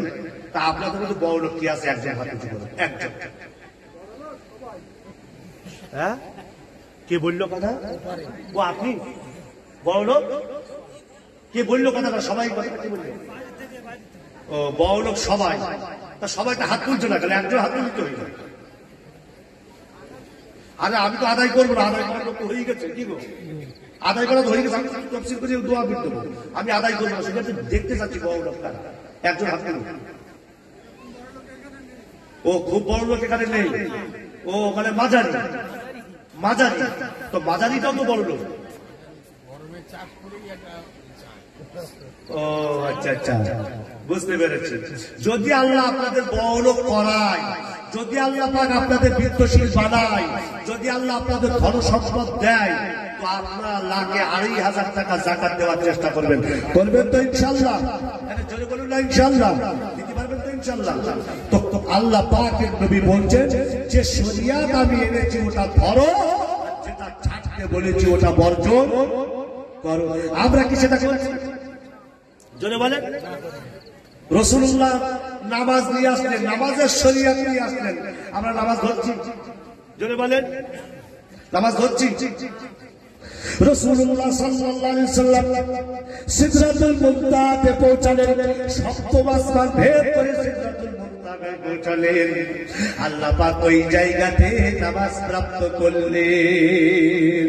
আল্লাহ পাক নবীজিকে বললেন, হাবিব যাও, দুনিয়ার মাটিতে যাও, আর তোমার উপর যে 5 ওয়াক্ত নামাজকে ফরজ করেছি ওটা উম্মতকে জানিয়ে দাও। জোরে বলুন সুবহানাল্লাহ। কোথায় আছে কোরআনে? নম্বর 5 সূরা নিসা, পৃষ্ঠা নম্বর 14, মিডল পয়েন্টের আয়াত, ইন্নাস সালাতা কানাত আলাল মুমিনিনা কিতাবাম মাওকুতা। প্রত্যেক মসজিদে মসজিদে বোর্ডে লেখা রয়েছে, যে বোর্ডে টাইম লেখা থাকে, টাইম দেওয়া থাকে, ওই টাইমের উপরে এই আয়াতটা কিন্তু প্রত্যেক মসজিদে লেখা থাকে। দেখবেন খেয়াল করে কোন আয়াতটা? এই আয়াতটা, ইন্নাস সালাতা কানাত আলাল মুমিনিনা কিতাবাম মাওকুতা। আল্লাহ পাক নির্ধারিত সময়ে নবীদের উপরে 5 ওয়াক্ত নামাজকে ফরজ করেছে। আমার আল্লাহ পাক নামাজ এত বড় দামি, এত বড় মহামূল্যবান জিনিস, আমার আল্লাহ পাক সিদরাতুল মুনতাহাতে নবীর উপরে নামাজ দিলেন, আর বললেন উম্মতকে জানিয়ে দাও আজ থেকে 5 ওয়াক্ত নামাজ তাদের উপরে ফরজ হয়ে গিয়েছে। তারা যেন নির্ধারিত সময়ে 5 ওয়াক্ত নামাজ আদায় করে। পৃথিবীতে যত ভালো আমল আছে সমস্ত ভালো আমলের ভেতরে নামাজ হচ্ছে সবচাইতে উত্তম আমল। বান্দা অন্য আমল করে যতটা না আল্লাহ নিকটবর্তী হতে পারে, তার চাইতে বেশি নিকটবর্তী বান্দা নামাজের মাধ্যম দিয়ে হতে পারে। বলো হুজুর কোথায় আছে কোরআনে? পারা নম্বর 30 সূরা আল-আলা পৃষ্ঠা নম্বর 2 উপরে আবার আল্লাহ পাক বলেন ওয়াসজুদু ওয়াবতাদিউ, বান্দা তুমি সিজদা করো আর আমার নিকটবর্তী হয়ে যাও। নারায়ে তাকবীর। নামাজ কোন অবস্থাতে ছাড়া যাবে না। নির্ধারিত টাইমে পবিত্র উপরে আল্লাহ পাক নামাজকে ফরজ করে দিয়েছেন। এই নামাজ ছাড়া যাবে না। নামাজ ছাড়ছেন যতই আমল করুক না কেন, রাসূল বলেছেন বাইনা সামাই ওয়াল আরদি মুআল্লাকুন, বান্দা যখন নামাজ পড়ে না, নামাজ ছাড়া যখন অন্য কোনো আমল করে, ওই আমল তখন আসমান জমিনের মাঝখানে ঝুলে থাকে, নামাজের জন্য আটকে থাকে। আর যখন বান্দা নামাজ পড়ে, আসমান জমিনে ঝুলে থাকা বাকি আমলগুলো সরাসরি আল্লাহর আরশে পৌঁছে যায় আর আল্লাহ সেটাকে কবুল করে নেয়।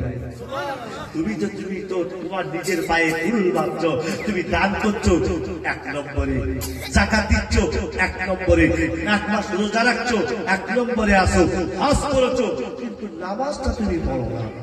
এই তোমার এত ভালো ভালো আমল আল্লাহর দরবারে পৌঁছাবে না, আকাশ জমিনের মাঝখানে ঝুলে থাকবে।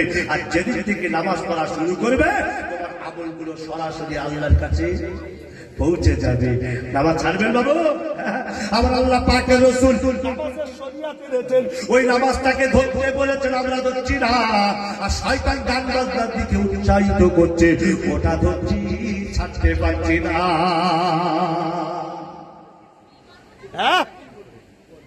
কত সুন্দর মসজিদ দেখলাম, মসজিদের পাশে উজুখানা, বাথরুমখানা সব আছে, মসজিদে পাকা আছে, এসি আছে, সব ব্যবস্থা আছে, কিন্তু উজু করে নামাজ পড়ার মতো লোক নেই।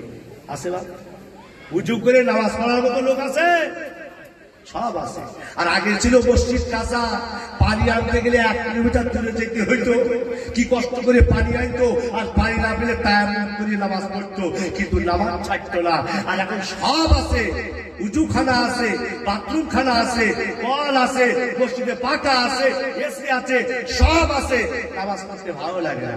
একজনকে জিজ্ঞাসা করছিল আসলে না কেন, একদম ভালো লাগে না, মানে আল্লাহ মোহর লাগিয়েছে। যখন আল্লাহ একদম মোহর লাগিয়ে দেবে, তখন আর তার কিছু ভালো, জোরে বলো কোথায় আছে কোরআনে?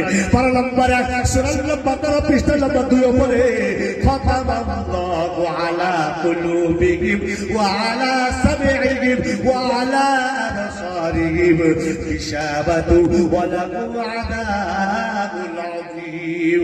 বলো বি এক শ্রেণীর মানুষ আছে মক্কায়, তুমি যতই ভালো ভালো কথা বলো, তোমার কথা ওরা শুনবে না। আকাশের চাঁদ 2 টুকরো হচ্ছে, এটা দেখার পরেও আবু জেহেল বিশ্বাস করছে না। এরা একদম করে মোহর লাগিয়ে দিয়ে আবু জেহেল তার উত্তর হচ্ছে মোহাম্মদ, তা সত্যি যদি তুমি নবী হয়ে থাকো, তা আকাশের চাঁদটা দ্বিখণ্ডিত করে দেখাও দেখি। আল্লাহ বলেন হাবিব, তুমি আঙুল ইশারা করো, ভাগ করে দেওয়ার দায়িত্ব নবীকে হত্যা করবে। আল্লাহ পাক জিবরাইলকে বলছেন, জিবরাইল জানিয়ে দাও আর নবীকে হত্যা করবে, যেন ওই ঘরে আজকে না থাকে, ওই ঘরে যেন না থাকে।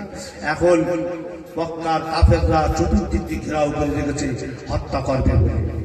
আল্লাহ পাক নবীকে বললেন সূরা ইয়াসিনের কয়েকটি আয়াত পড়ো আর 1 মুষ্টি বাড়ি নিয়ে শুধু এরা নিক্ষেপ করো, চতুর্দিকে তাদের চোখে পৌঁছানোর দায়িত্ব আমি আল্লাহ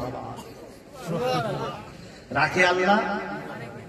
আর ওরা যারা বলে রাখে ঘড়ি, ইমান থাকবে জীবনে, যেন বলো না ওদের ভয়তে। কারণ ইমান যদি থাকে, যতই তুমি জাহান্নামে যাও না কেন, একদিন না একদিন জান্নাত পাবে। আর ইমান যদি না থাকে, মরে গেলেও জান্নাত পাবি। জেনা করেছো, ডাকাতি করেছো, সুদ খেয়েছো, মদ খেয়েছো, মদ খেয়েছো, ঘুষ খেয়েছো, এমন কোন গুনাহ নাই যা তুমি করোনি, কিন্তু শিরিক করোনি, ঈমান নষ্ট করোনি।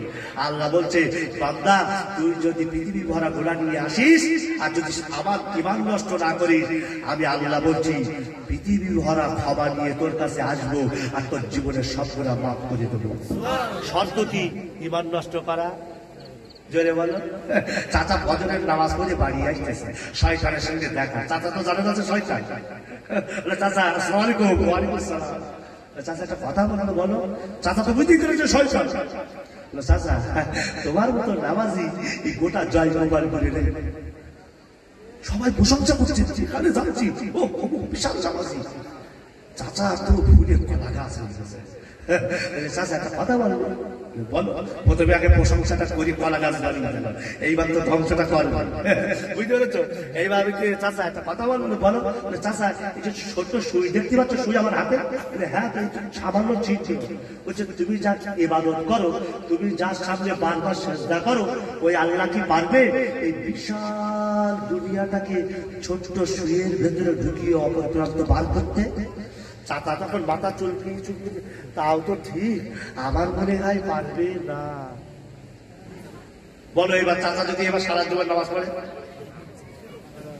কি নেই? স্যাম্পেল নেই, হ্যাঁ কি নেই? ওই ওই ওই আপনার কাছে যদি পাসপোর্ট না থাকে, আর যারা ওই ওটা কি বলে ইউটিউবার কি বলে ওটাকে, যারা চেকার চেকার চেকার বলে তো, হ্যাঁ টিডি, আপনি যদি ওইটা না দেখাতে পারেন, আমি বাংলাদেশ যাবো স্যার, আমি অস্ট্রেলিয়ায় যাবো স্যার, মানে পাসপোর্ট দেখা উনি নেই, অ্যালাউ করবে? যদি বলেন স্যার আমার মতো ভালো লোক আর কেউ নেই, জয় গোপালপুরের প্রত্যেকটা মানুষকে জিজ্ঞাসা করুন, আমার মতো ভালো লোক কেউ নেই, আমি জমি আলচুরি করি না, আমি কারো বাস দিই না, আমি সুদ খাই না, আমি ঘুষ খাই না, আমি মারামারি করি না। ও এত সুন্দর করে তালিকা বলছে, প্রশংসা করছে। আচ্ছা ওসব প্রশংসা কি শুনবে? কেন শুনবে না? কি নেই? পাসপোর্ট না থাকলে যতই প্রশংসা করো, আমার পাসপোর্ট দেখাচ্ছ কিন্তু এত ভুল। যে এলাও পাসপোর্ট না থাকলে যেমন তুমি ফরেন কান্ট্রিতে যেতে পারবে না, ইমান না থাকলে তুমি কোনোদিন জান্নাত। বলে হুজুর এটাও কি কোরআনে আছে?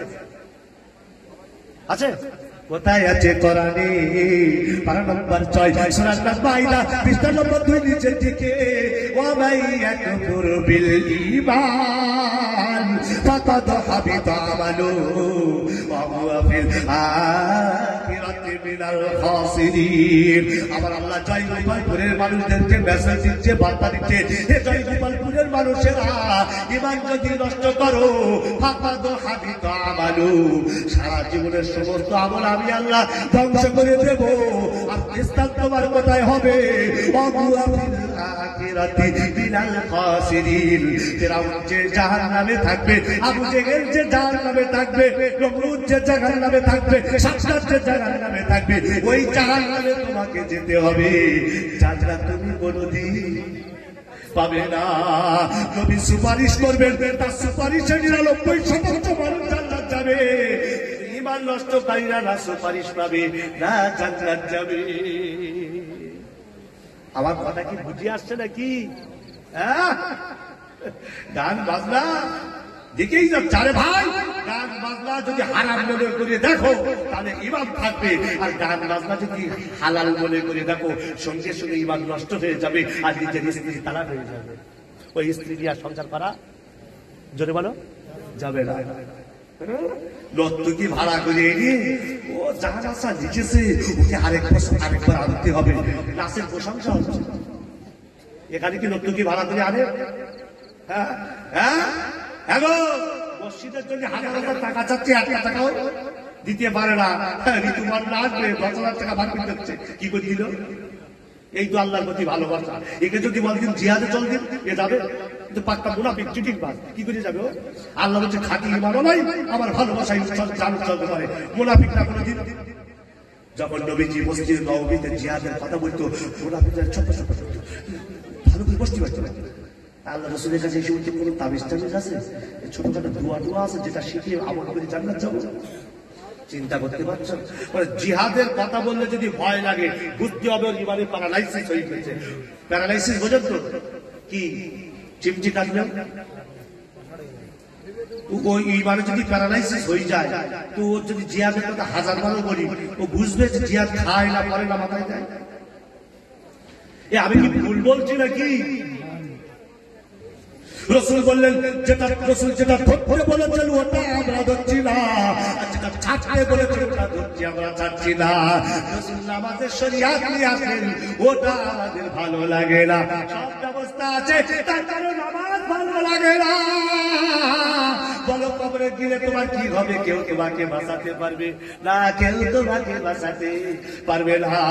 বেনামাজি যখন কবরে প্রবেশ করে তখন কবরে এত জোরে চাপ সৃষ্টি করে, বাম পাজরের হার ডান পাজরে চলে আসে, আর ডান পাজরের হার বাম পাজরে চলে এসে মিলেমিশে একাকার হয়ে যায়। শুধু কি একটা আযাব, আমি হাদিস পাকের ভিতরে বেনামাজির অনেক শাস্তির কথা পড়েছি। শুধু তাই নয়, শুধু তাই নয়, বেনামাজির কবরে আগুন জ্বালিয়ে দেওয়া হয়, দাউ দাউ করে আগুন জ্বলতে থাকে বেনামাজির কবরে। আর ওই আগুনের তাপ, আগুনের প্রখরতা, আগুনের তীব্রতা তার গোটা শরীরকে জ্বলছে দিতে থাকে। শুধু কি এই দুটো শাস্তি? না না না, ও জয় গোপালপুরের মানুষেরা, নামাজটা কাজা করো না। আমি আমার পরে আসতে পারবো কি পারবো না জানি না, জীবন মৃত্যুর গ্যারান্টি থাকে না। আমি আপনাদেরকে হাত জোড়ে করে বলছি, কোন অবস্থাতে নামাজটা ছেড়ে দিও না। আল্লাহ বলছে, বান্দা যদি তুই নামাজ পড়িস আর যদি গুনাহ করিস, আর আমি আল্লাহ যদি তোকে কবরে বা জাহান্নামে দিই, তোর আযাব কিন্তু মাইনাস হবে। কি হবে? জোরে বলো। আর আল চুরি করলে আযাব কি হবে? একদম রাইট। কে বললো? তুই কি করে বুঝলি আগে বল। এই ব্যাপারটা তুই কি করে বুঝবি? ও সঠিক উত্তর দিয়েছে, সঠিক উত্তর দিয়েছে। আল্লাহর হক নষ্ট করেছো, আল্লাহ চাইলে মাফ করতে পারে, আবার আযাব দিয়েও মাফ করতে পারে, কিন্তু বান্দার হক নষ্ট করলে যতক্ষণ বান্দা না মাফ করবে আল্লাহ ক্ষমা। রাত্রে বেলায় আল চুরি বেরিয়েছে, ঠেনে ঠেনে মসজিদে এসে কথা শোনা করো, ওর মুখে মানায়। জমির আল সোজা করতে ভিতরে কথা শোনা করতে মনে করতে আল্লাহ জানে কিছু যায় না। হ্যাঁ, রসুল বলেছেন 1 বিঘা জমি যদি কেউ নেয় অন্যায় ভাবে, আমি রসুল বলছি আমার কথা কোনোদিন মিথ্যা হতে কোথায় আছে কোরআনে? পারা নম্বর 7 সূরা নাজম পৃষ্ঠার উপরে, ইন হুয়া ইল্লা ওয়াহয়ু ইউহা। আল্লাহর নবী তো সেই কথা বলে যা আল্লাহর জীবনের কথা জানিয়ে দেয়। সুবহানাল্লাহ। রসুল বলছে, আমি রসুল বলছি 1 বিঘা জমি যদি কেউ অন্যায় ভাবে হরণ করে, আমি রসুল বলছি 7 তবক জমি তার গলায় পেঁচিয়ে দেওয়া হবে। পারবেন তো তার ভারিত্ব গ্রহণ করতে? হ্যাঁ বলো। একটা মোটরসাইকেল তোমার মাথায় এখন দেবো, পারবে তো? 7 তবক জমি। এটা কোনো ঠাট্টা ইয়ার্কির কথা নয়, স্বয়ং রসুল বলছেন। যে রসুল নবী হওয়ার আগে কাফের মুশরিকরাও পর্যন্ত বলেছিল আমি সাদিক সত্যবাদী। হ্যাঁ, লজ্জা করে না লোকের জমির হাল ঠালো? তোমার ঈমান মরণের সময় মুখ থেকে জানি হবে কিনা সন্দেহ আছে। প্রিয় জয় গোপালপুরবাসী, আমি একদম শেষের দিকে এসে গিয়েছি। আমি তাড়াতাড়ি করে শুনে নিন, আর মাত্র 20টা সময় বাকি আছে, 20 মিনিট সময়। আর অনেক বায়ান আমার ছেড়ে যাবে, কিন্তু আজকে আর বলতে পারবো না। আবার আল্লাহ সবাই দিলে বলবো, আমার তোমার অসুবিধা কি থাকবে? থাকবে না। আর 20টা মিনিট শুনে নাও, তারপরে কিয়াম করে দোয়া করে দেবো। প্রিয় জয় গোপালপুরবাসী, হাত জোড় করে বলছি, নামাজটা ছেড়ো না। শুধু আগুনের আযাব দেওয়া হবে না, বাম পাজরে হাত ডান পাজরে, ডান পাজরে আর বাম পাজরে মিলেমিশে শুধু একাকার হবে না, আরো একটা আযাব দেওয়া হবে। আমার রাসূল বলেছেন, কবরে আল্লাহ পাক একটা আযাবের ফেরেশতা নিযুক্ত করবেন, যার হাতে থাকবে লোহার মুগুর। ফজরের নামাজ কাজা করার কারণে ফজর থেকে যোহর পর্যন্ত শাস্তি দেওয়া হবে। জোহরের নামাজ কাজা করার কারণে জোহর থেকে আসর পর্যন্ত শাস্তি দেওয়া হবে। আসরের নামাজ কাজা করার কারণে আসর থেকে মাগরিব পর্যন্ত শাস্তি দেওয়া হবে। আর মাগরিবের নামাজ কাজা করার কারণে মাগরিব থেকে এশা পর্যন্ত শাস্তি দেওয়া হবে। আর এশার নামাজ কাজা করার কারণে এশা থেকে ফজর পর্যন্ত শাস্তি দেওয়া হবে। 24 ঘন্টা দিবারাত্র লোহার মুকুট দিয়ে তোমার শরীরে আঘাত করা হবে কিয়ামত পর্যন্ত। ও জয় গোপালপুরের বাসিন্দারা, বলো ওই শাস্তি কি তুমি সইতে পারবে? যদি না পারো তাহলে আজকে জলসার মজলিসে অঙ্গীকার করো, আগামীকাল ফজর থেকে আমি নামাজ কাজা করব না। অঙ্গীকার করতে পারবেন তো? পারবেন কিনা বলেন তাড়াতাড়ি। পারবেন তো ইনশাআল্লাহ? যে মন্ত্রী সাহেব ওই আযাব আমাদের পক্ষে সহ্য করা সম্ভব না, আমরা আগামী কাল থেকে এক ওয়াক্ত নামাজ আদা করব না। রাজি আছেন তো ইনশাআল্লাহ? রাজি আছেন তো ইনশাআল্লাহ? হাত উঁচু করে দেখা। নারায়ে তাকবীর, নারায়ে তাকবীর। জয় গোপালপুরের জলসা, জয় গোপালপুরের মসজিদ, জয় গোপালপুরের শ্রোতা, জয় গোপালপুরের বক্তা। নাম কি? বক্তার অসন্ততা, বক্তার নাম জানবে না? যদি কেউ জিজ্ঞেস করে তোর বোন নাম কি, ফট করতে বলছো সখিনা, আর আমার নামটা জানো না কি? কি বললাম? বক্তার অসন্তি, বক্তার নাম জানে না রে। হায় আল্লাহ। হ্যাঁ, আরাফাত। হ্যাঁ, আমার নাম শুনবেন? হাত গুলো হাত দেন, হাত দেন, এই জায়গায় হাত দেন, সবাই দেন, এই জায়গায় বাম হাতে চলে, ডান হাত দেন। হ্যাঁ, এরকম সবাই। যুবক দিয়েছ মোহাম্মদ, ইয়াসির, আরাফাত, আলী, গাইন, ময়দান, এতটা নাম। আর হাফেজ কাজী মাওলানা মুফতি লাগালি নামই কিন্তু পাওয়া যাবে না।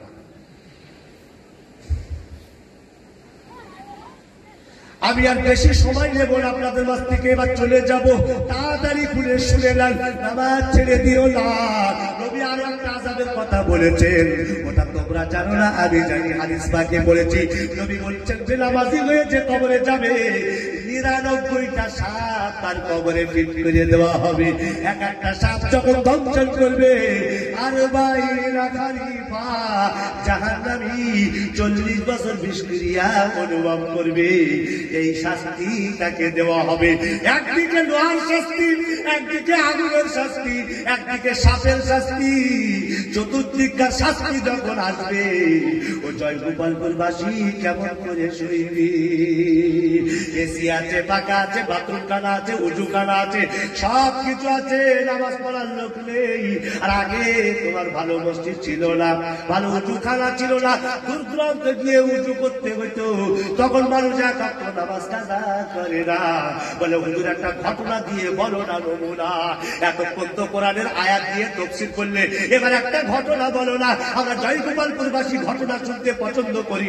শুধু যদি আয়াত দাও, ঘটনা যদি না বলো, তাহলে আগামী বছর যাওয়া তুমি একটা ঘটনা বলে পাবো তো? বলছি হ্যাঁ। ফায়সালা তুমি করবে না আল্লাহ করবে? আল্লাহ যদি তকদিরে লিখে রাখে, তো এখানে আল্লাহ হাজির করবে। বিয়ে করিস, বিয়ে করবো, ধুসতে গালি। আল্লাহ বলছেন না, যেতে হবে পটল গালি। পটল গালি বোঝো কি? কি পটল গালি কি?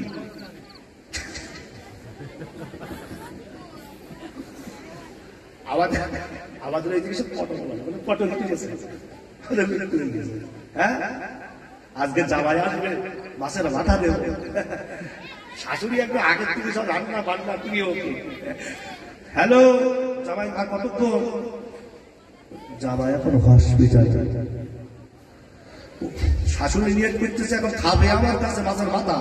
জামাই এখন কোথায়? কিছুক্ষণ পরে বলছে, হ্যালো জামাই কি সুস্থ আছে? বলছে পরকালে বাড়ি গেছে। তাহলে খাওয়ার কথা ছিল মাছের মাথা, আর এখন হইল মিলাতে হবে তো কথাটা। কথাটা মেলাও। কি কথা ছিল? মাছের খাওয়ার কথা ছিল, মাছের মাথা, আর এখন হয়েছে কি মেলাও? হ্যাঁ, আর মেলাতে পারছে না। কি ওয়াজ শোনো তোমরা? হ্যাঁ, যাই হোক, একটা ঘটনা বলে বক্তব্য শেষ করবো। আর কিন্তু সবাই নেবো না, এতক্ষণ পরে আসতেছো। হ্যাঁ, সব গোশ মাছ ডিম আন্ডা খাওয়ার পরে তোমার ভাবে এখন ডাল আছে, খাও। একটা ঘটনা বলে বক্তব্যটাই কি করে দিয়ে কিয়াম করে দোয়া করে দেব। প্রিয় গ্রামবাসী, জয় গোপালপুরবাসী, অনেকটা ক্লান্ত শ্রান্ত, সহজে বাড়ি বাড়ি পড়তে হয়েছে, জলসা করতে হয়েছে। আরো ৫-৭টা জলসা আমাকে রমজানের আগে করতে হবে। কতটা ব্যস্ত মানুষ আমি, রাত এখনো পর্যন্ত ভালো রাত্রে ঘুম হয় না। ওই অবস্থায় এখানে জলসা করতে এসেছি। এই জন্য 12টা পর্যন্ত সময় দিয়েছে, তার জন্য আমি খুশি। নারায় থাকবে। 12টা পর্যন্ত দিয়েছে তাই খুশি। বলছি ভালো লাগছে, একটা পর্যন্ত বলো। প্রিয় জয়গোপালপুরবাসী, ছোট্ট ঘটনা বলে বক্তব্য করবো। সব কিছু আছে, নামাজ পড়ার লোক নেই। আর আগে মসজিদ ছিল কাঁচা, অনেক দূর থেকে, কিন্তু নামাজ পড়ার সবাই তখন নামাজ পড়তো। এমন এমন কোন সাহাবী ছিল না যে সাহাবী নামাজ পড়তো না। প্রত্যেক সাহাবী নামাজ পড়তো। হাইয়া আলাস সালাহ যখন শুরু হয়ে যেত, সব দোকানপাট খুলে রেখে মসজিদে হাজির হয়ে যেত। বলো হুজুর কোথায় আছে কোরআনে? পারা নাম্বার 18, সূরা নূর, পৃষ্ঠা নাম্বার 14, উপরের দিকে 16, উপরের দিকে রিজালুল্লাহ তিজারাতু ওয়ালা বাইউন আন যিকরিল্লাহ ওয়া ইকামিস সালাতি ওয়া ইতাইজ যাকাত। হাইয়া আলাস সালাহ বলে চাচা দোকান এখনো চালিয়ে যাচ্ছে, একবারও বন্ধ করতে পারলো না। হাইয়া আলাস সালাহ হয়ে গিয়েছে, আর দোকান খোলা যাবে না, এবার বন্ধ করতে হবে। আর সাহাবারা যে হাইয়া আলাস সালাহ হতো, মার্কেটে কতজন খরিদ্দার আছে আর দেখতো না, ওইভাবে দোকান ছেড়ে মসজিদে আসতো। অসুবিধা তাদের। কেন? কিসের বিধান ছিল? চুরি কাটলে হাত কাটা যাবে। এখানে ওই বিধান আছে? তুমি যদি দোকান খুলে আসো, তোমার নামাজ ভালো করে সারা ওই নামাজের ভেতরে কি যে হচ্ছে তার ঠিক নেই, কি যে হচ্ছে। সূরা কালাম তখন বলে দেওয়া দোকানের কথা। আর সাহাবাদের যুগে কেউ চুরি করতে পারতো না, কেন? আল্লাহর বিধান চালু ছিল বলে। তাই ঠিক বলছি কি বলছি না? কোরআনের বিধান যখন চালু হয়ে যাবে, একটা নারী রাস্তা দিয়ে যাবে, কেউ টিটকারি করতে, জোরে বলো, চুরি করলে যদি হাত কাটার বিধান জয়গোপালপুরে থাকে, করবে? কোথায় আছে কোরআনে?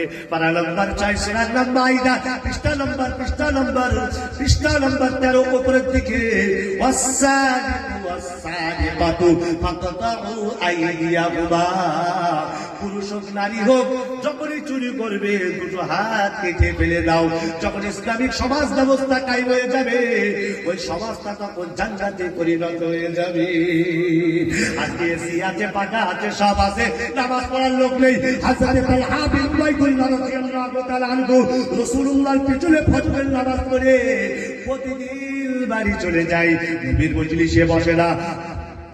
জামানায় নিয়ম ছিল, রাসূল ফজরের নামাজ পড়ে ইসলামিক আলোচনা করত, কোরআনের আলোচনা করত।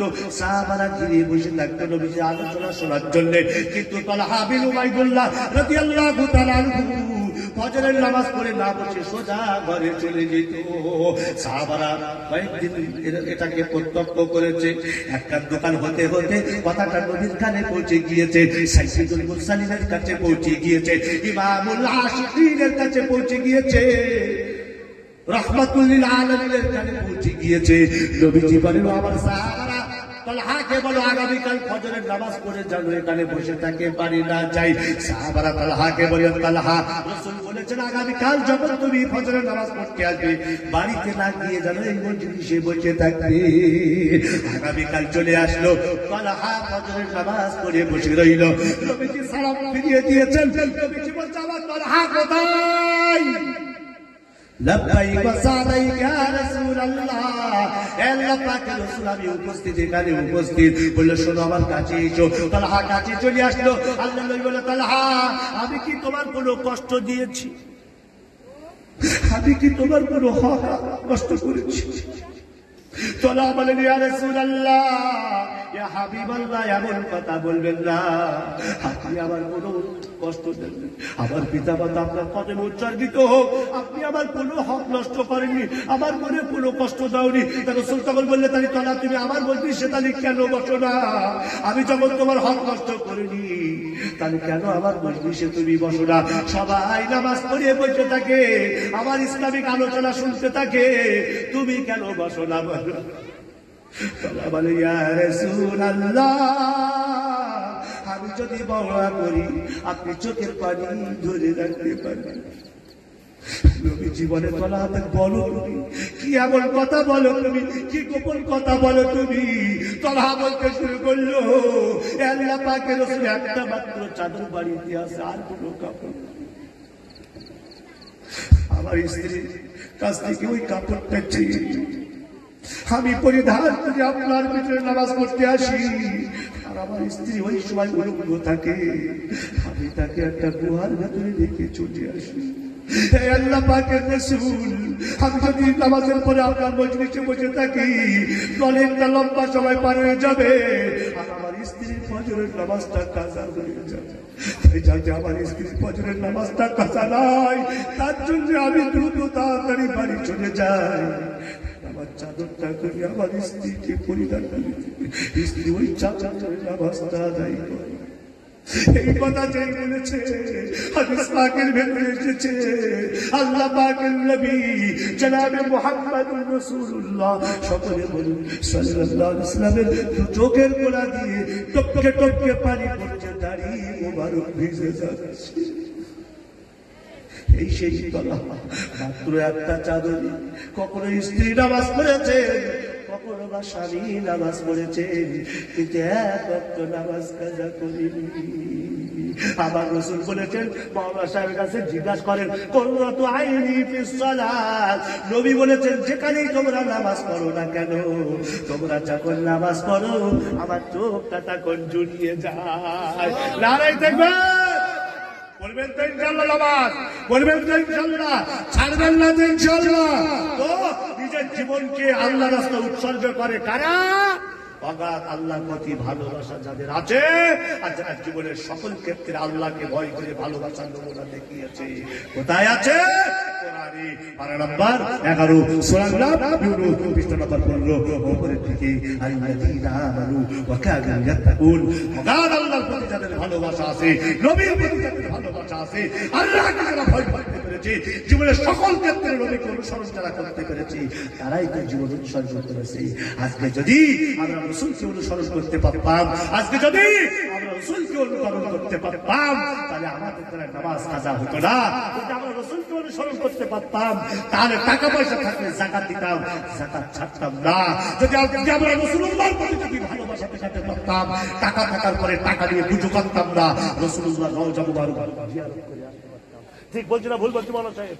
হ্যাঁ, এত টাকা আছে নবীর রওজা মুবারকে যেতে মন চায় না, অথচ একজনের টাকা নেই, পয়সা নেই, শুধু বলছে আল্লাহ নবীজি রওজা মুবারক জিয়ারত করার মতো, ওই দেশে যাওয়ার মতো যদি টাকা থাকে, ওই টাকা নিয়ে ইনশাআল্লাহ আমি কোথায় যাব? জোরে বলো, কোথায় যাব? নবীর দেশে যাব। কিন্তু টান নেই তো, টাকা থাকলে কি হবে? টান নেই, টান থাকতে হয়, মানসিকতা থাকতে হয়। যদি টান না থাকে, মানসিকতা না থাকে, তবুও কোনোদিন যেতে পারবে না। এই জন্য আল্লাহর প্রতি ভালোবাসা রাখবেন তো ইনশাআল্লাহ, নবীর প্রতি ভালোবাসা রাখবেন তো ইনশাআল্লাহ। তাহলে আল্লাহর প্রতি নবীর প্রতি ভালোবাসার প্রথম নমুনা হলো নামাজ। আপনি নামাজ পড়বেন তো ইনশাআল্লাহ।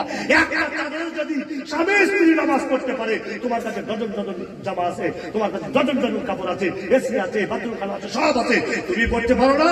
বলবেন তো? আমরা একবার আমি হাত ধরা করাতে চাই, কারা কারা 5 ওয়াক্ত নামাজ জামাতের সঙ্গে পড়বেন?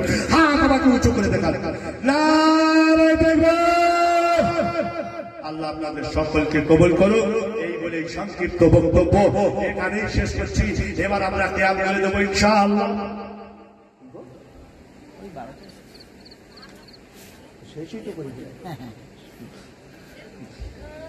আল্লাহ আমাদের সকলকে কবুল করুন।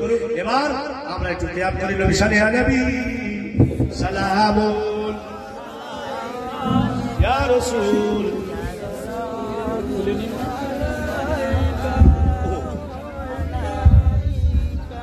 ইয়া হাবিব সালামুন।